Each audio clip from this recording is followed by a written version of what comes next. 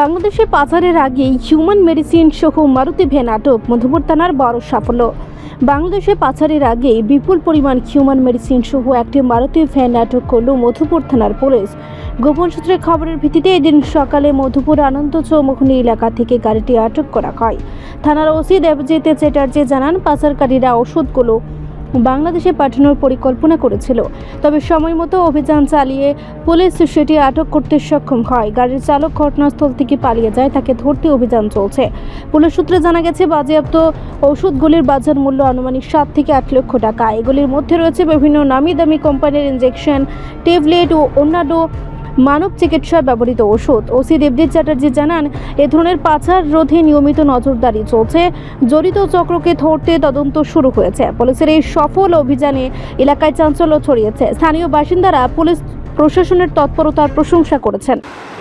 গতকাল একটি গোপন সংবাদের ভিত্তিতে আমরা মধুপুর থানাধীন আনন্দ চৌমুহনী এলাকাতে একটি আমরা এম্বুসে বসি এবং একটি খুব হাই স্পিডের গাড়ি ছিল, তা আমরা ডিটেইন করতে পারি এবং সেখান থেকে মারুতি গাড়ি থেকে আমরা তল্লাশি চালিয়ে প্রচুর পরিমাণে হিউম্যান মেডিসিন আমরা উদ্ধার করি এবং ঘটনাস্থলে তা সিজ করি গাড়ি সহ, এবং তার এগেইনস্টে আমরা অলরেডি একটি এনকোয়ারি শুরু করেছি, কোর্টেও লেখা হয়েছে।